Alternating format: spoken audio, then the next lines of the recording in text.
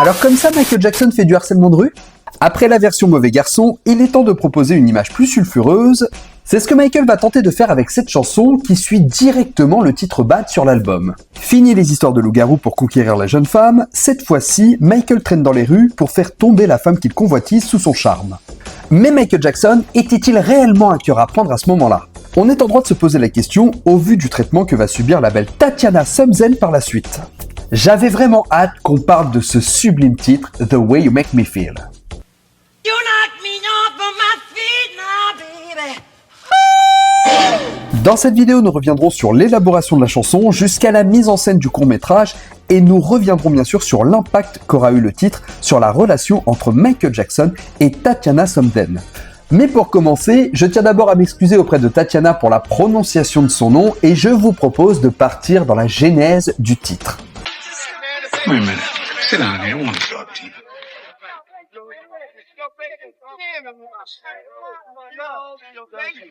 Alors qu'il discute avec sa mère, Catherine demande à Michael s'il pouvait réaliser une chanson dans la pure tradition du rhythm and blues. Et c'est à ce moment-là qu'on pourrait se poser la question, c'est quoi une chanson dans la pure tradition du rhythm and blues? Qui pourrait d'ailleurs donner une vision subjective et alors ouvrir le débat. Catherine voit une chanson avec un rythme shuffle, aux tonalités funky et envoûtantes, directement inspirée du pur style Motown des années 60.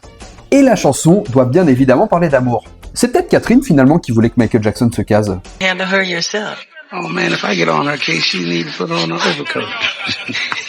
Michael commence à réfléchir à une mélodie qu'il veut pouvoir condenser dans des sonorités qu'il pourrait ajouter au fur et à mesure de sa conception. Voulant offrir une touche de gospel avec les chœurs, des voix puissantes qui viendraient répondre directement à la voix principale plutôt que de simplement l'accompagner. Un peu comme dans la mise en scène des comédies musicales telles que Grease ou West Side Story. Le lead vocal chante ses parties alors que les chœurs résonnent comme un écho pour appuyer le propos de l'artiste.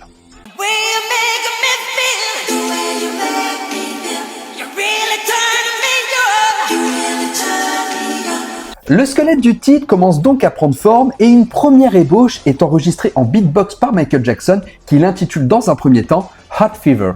Et comme à son habitude, Michael confie son beatbox à ses musiciens devant reproduire à la note près ce que Michael a en tête.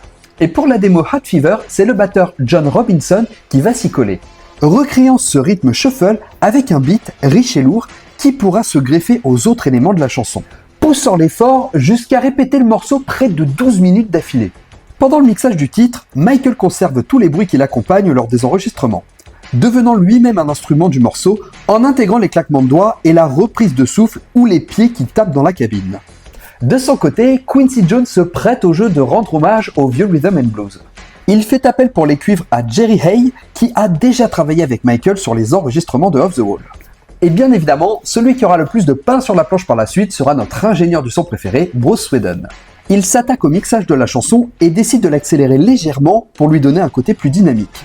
C'est ainsi que va naître le fraîchement réintitulé The Way You Make Me Feel.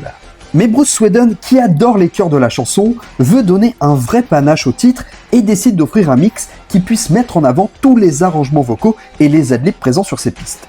Il va ensuite travailler sur plusieurs mix finaux pour la sortie du maxi-single de la chanson, sachant que le titre allait être le premier à être édité sur un nouveau support, le CD single. Et oui, The Way You Make Me Feel sera le premier morceau de Michael Jackson à être édité en numérique sur un disque single. Support qui se verra avoir par la suite de belles années devant lui et de beaux collectors à capturer pour nos chers collectionneurs de la communauté, que je salue au passage et que j'embrasse. Et alors que The Way You Make Me Feel vient inaugurer le marché du CD single, il sera bien évidemment accompagné d'un court-métrage.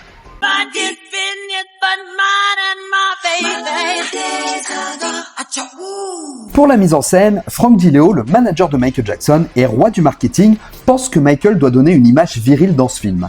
Il discute avec Quincy Jones à savoir qui pourrait mettre au mieux Michael en scène en donnant cette image. Il pense alors au réalisateur Joe Pytka qui avait déjà travaillé avec Michael Jackson sur les pubs promotionnelles Pepsi, spot que nous avons déjà évoqué dans une précédente vidéo. Michael Jackson, toujours friand de proposer de véritables courts-métrages, il demande à Pytka de préparer une longue introduction pouvant proposer un film d'une dizaine de minutes. Cependant, Joe Pytka de son côté n'est pas forcément à l'aise à l'idée d'écrire un court-métrage complet. Il décide alors de confier la tâche à l'auteur August Wilson, bien connu pour avoir écrit des œuvres sur la condition des Noirs en Amérique au XXe siècle, pour Barrière et La leçon de piano.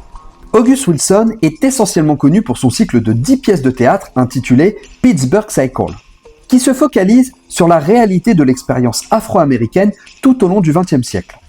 Et chaque pièce va mettre en scène une décennie. Et August Wilson va tout simplement décliner l'offre, n'étant pas intéressé par le projet. C'est alors que Joe Pytka a une nouvelle idée. Il se souvient d'un documentaire qu'il avait réalisé parlant des gangs qui abordent les filles dans les rues. Michael est emballé par cette idée et le scénario est vite mis en chantier sur l'histoire d'un jeune homme des rues qui se détache des autres membres de gang, entamant une véritable danse artistique pour séduire une jeune femme qui se balade dans la rue. Et l'ambiance imaginée par Pytka colle parfaitement à ce que Michael avait déjà imaginé avec les chœurs de la chanson, à savoir faire comme si une réponse se donnait, telle une comédie musicale.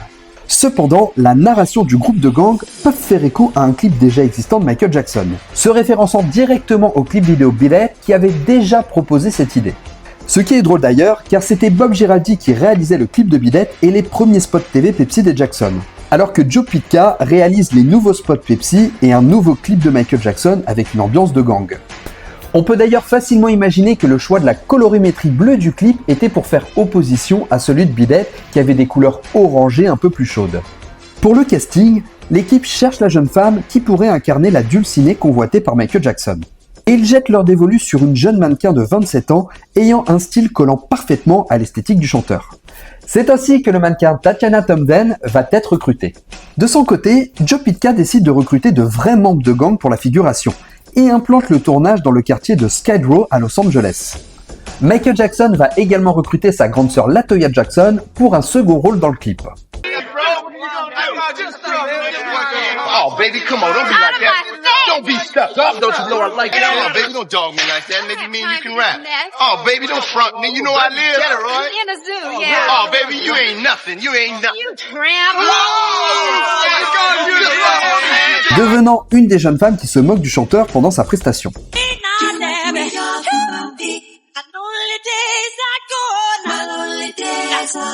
L'équipe commence le tournage et Michael lance le numéro de danse qu'il avait répété avec la jeune femme. You knock me off of my feet now, baby. Seulement, Michael Jackson regarde les premiers rendus et n'est pas particulièrement satisfait par le résultat final du court-métrage. Il décide finalement d'ajouter au clip une séquence de danse pour clôturer au mieux l'histoire du jeune homme de quartier et de la belle mannequin. Il va donc faire appel à son chorégraphe Vincent Patterson pour écrire une chorégraphie et mettre en scène le final du clip. Patterson et Jackson ayant fini d'écrire leur chorégraphie, ils avisent Pytka de ce changement de dernière minute qui doit réorganiser le planning de tournage et de répétition. Patterson va faire appel aux danseurs qui avaient participé plus tôt au court-métrage de Smooth Criminal pour organiser la séquence. Ça y est, le tournage est enfin terminé et Joe Pytka part en salle de tournage pour proposer une première version de 14 minutes. Retrouvant l'esprit documentaire qui met en scène plusieurs stéréotypes de quartier entre les embrouilles de voisinage, les jeunes qui traînent dehors et les sirènes de police obligées d'intervenir à plusieurs reprises. Et vous noterez une chose intéressante, c'est que au début du court-métrage, Joe Pytka fait le choix d'introduire avec une autre chanson The Way You Make Me Feel. Il s'agit en réalité de la chanson Hot de Roy Ayer, qui malheureusement, au moment où je tourne cette vidéo, vient tout juste de nous quitter.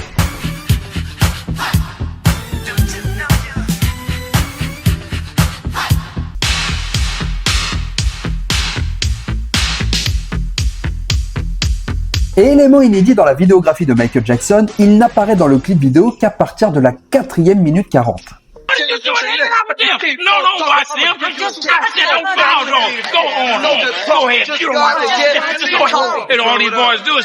Voulant une séquence plus profonde avec une performance d'acteur, Michael s'isole de son groupe de jeunes. Interpellé par un vieil homme, interprété par l'acteur Joe Seneca, aperçu entre autres dans le film McComics ou dans le formidable Droit de tuer.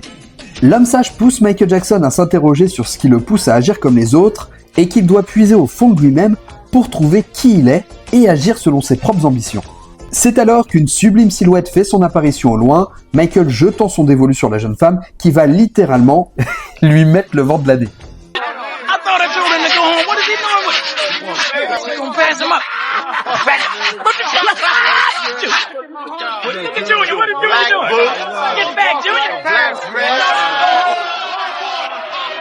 lorsque Michael pousse un cri pour interpeller la jeune femme, commence à lui tourner autour et alors lance enfin la chanson.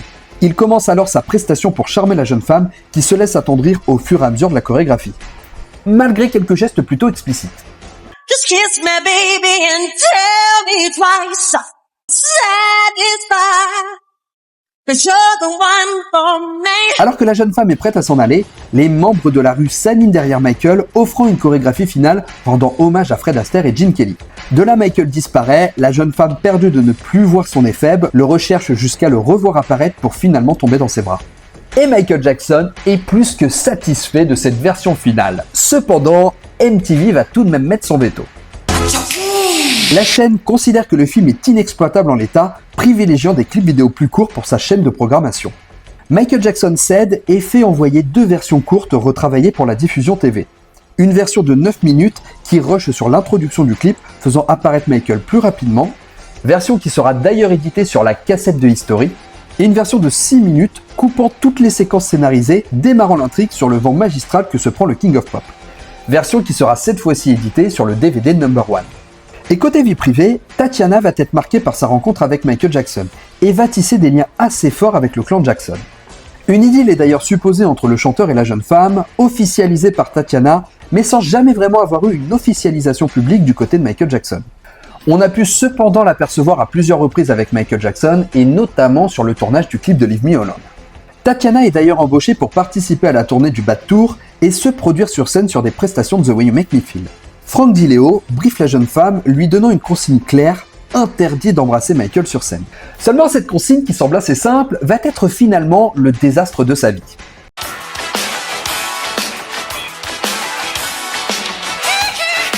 Nous sommes le 3 mars 1988, lors d'une prestation au Madison Square Garden. La jeune femme, prise dans l'euphorie de la prestation, pose ses lèvres sur celles du chanteur, esquissant un enthousiasme difficile à cacher, contrairement à Michael qui reste concentré sur sa prestation. Et à ce moment, ce qu'elle pensait être un des meilleurs moments de sa vie va être totalement désamorcé par Frank DiLeo qui va lui tendre un billet d'avion et qui va lui dire « c'est plus la peine de revenir ». Et ce sera la dernière fois que Tatiana verra Michael Jackson, qui reste encore meurtri aujourd'hui par le fait de ne jamais avoir eu de réelle explication, totalement évincée de la vie du chanteur. Cependant, le mannequin va tout de même continuer de côtoyer le clan Jackson. Elle va d'ailleurs être produite par Joseph Jackson et sera même présente lors de la cérémonie privée pour les obsèques de Michael. Et The Way You Make Me Feel va prendre part à la plupart des prestations du Bad Tour, mais une prestation va marquer le XXe siècle. Il s'agit bien évidemment des Grammy Awards de 1988.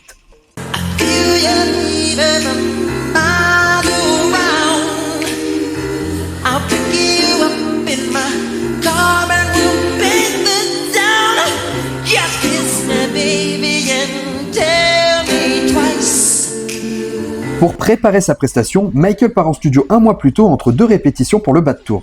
Il enregistre à Pensacola en Floride une nouvelle version de The Way You Make Me Feel qui va servir d'introduction à la prestation. Michael se présentant d'abord derrière un écran blanc, jouant sur des jeux d'ombre pour introduire la chanson. Élément d'ailleurs que Michael va reproduire à plusieurs reprises sur scène, notamment pour Smooth Criminal.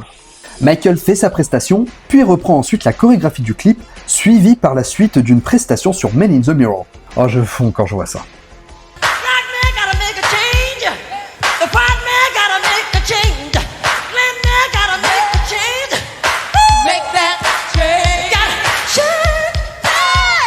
Je dois vous le dire, cette prestation est de loin ma préférée de Michael Jackson, car elle offre un ton vraiment particulier à ce que Michael a l'habitude de fournir.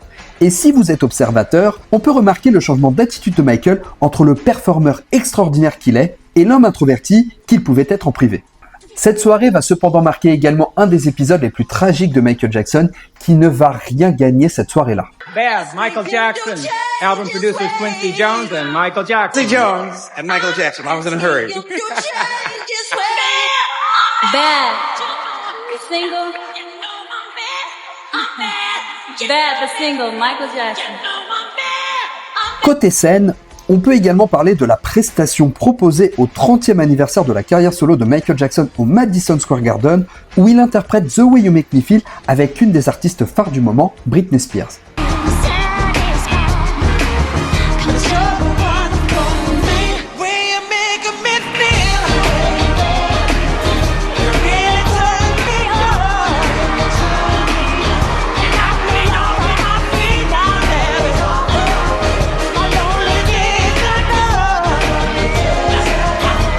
Et la chanson va également être programmée pour faire partie de la série de concerts This Is It.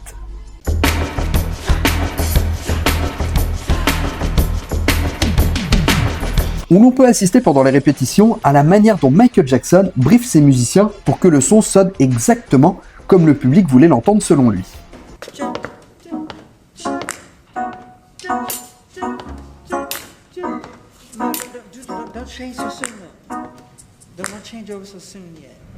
Il agrémente la prestation d'une fresque géante pour introduction, rappelant entièrement l'ambiance urbaine du clip vidéo, s'inspirant totalement à nouveau de la comédie musicale West Side Story.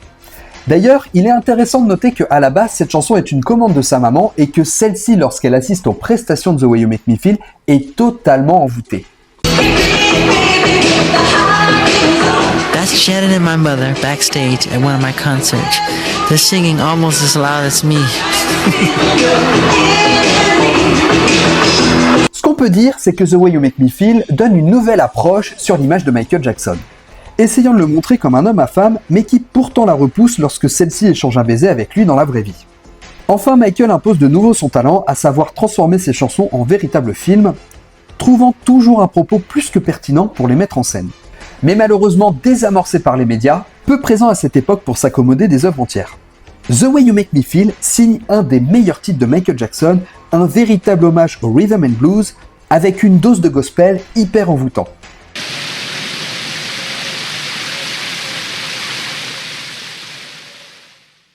Et c'est sur ces belles paroles que nous terminerons cette vidéo. Merci beaucoup de l'avoir suivi jusqu'au bout. J'espère qu'elle vous aura plu. N'hésitez pas à liker, partager, commenter. C'est ce qui aide le plus la chaîne. Vous pouvez également devenir membre soutien et avoir accès à du contenu en avant-première. En attendant, pensez à vous abonner pour ne pas rater les prochaines vidéos. Moi, je vous laisse. Ciao les amis.